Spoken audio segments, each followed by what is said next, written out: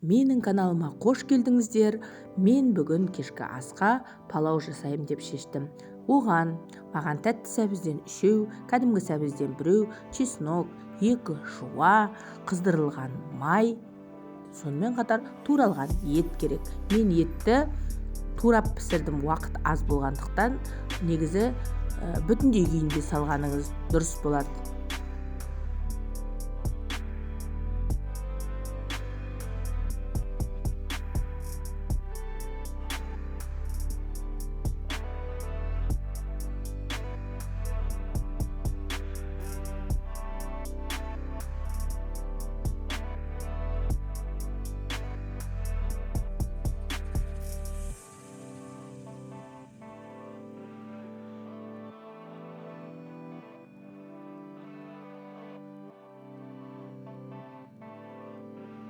Қыздырылған майымызға үлкен бөлшектермен туралған етті салып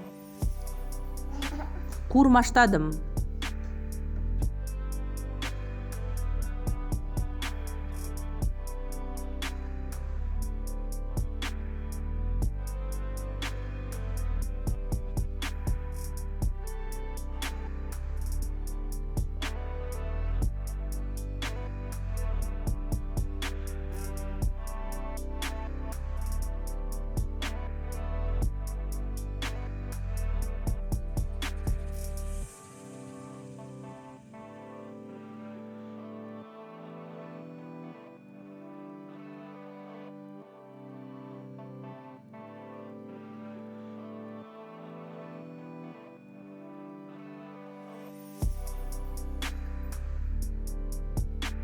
Кейін ішіне жуамызды салып, онда жиегі қызарғанша қуырамыз, сары түске боялғанша.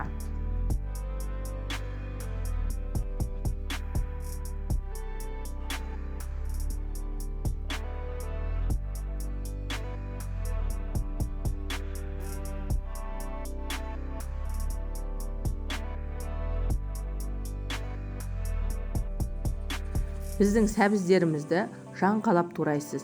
Қандай күріш салсаңыз, сонша сәбіз салуыңыз керек. Есіңізде болсын, сонда ғана палауыңыз тәтті болады. Жаңқалап турайсыз, кубиктамайсыз, төртбұрыштамайсыз, қырын шығармайсыз, осылай жаңқалап турайсыз. Сосын оны әбден қуырмаштайсыз. Әзірге сарымсағымызды салмай тұрамыз. Етімен бірге жай баяу отта шыжғырамыз.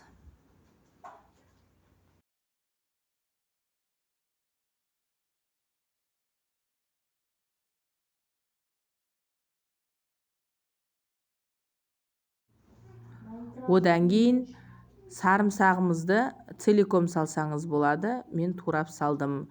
Негізге шама келгенше майға қуырмау керек. Бірақ палауда қуырамыз.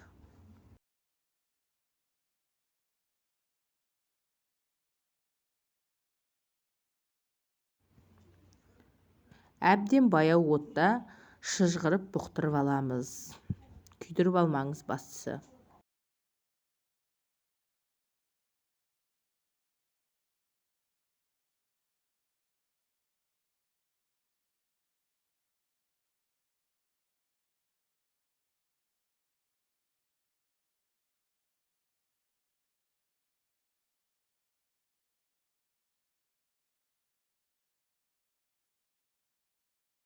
Одан кейін көрдіңіз ба, майдың түсі өзгерді, сарғыш тартып. Одан кейін бұршыңыз бен тұзыңызды саласыз.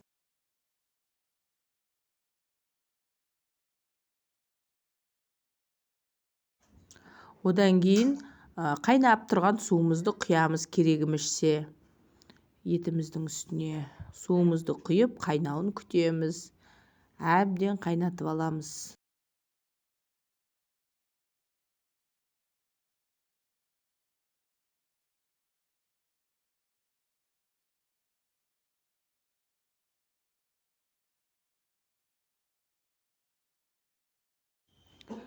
Қайнап еті пісті деген кезде күрішімізді саламыз. Мен күрішті бұқтырып, жуып, бұқтырып қоймаймын. Бірден сразу жуамын да сала қоямын. Менде камалина деген күріш. Сіздер өздеріңіз білесіздер, қандай күріш салсаңыздар да.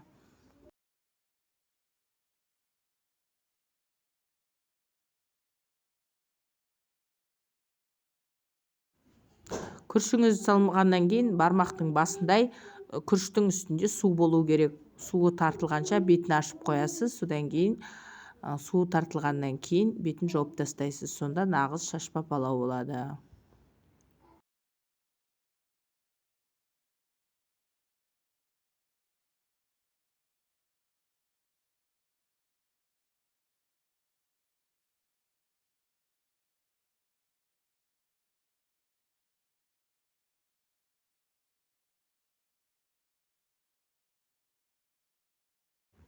Міне біздің палауымыз. Ас болсын. Каналым ұнаса лайк басып тіркеліп кетіңіз.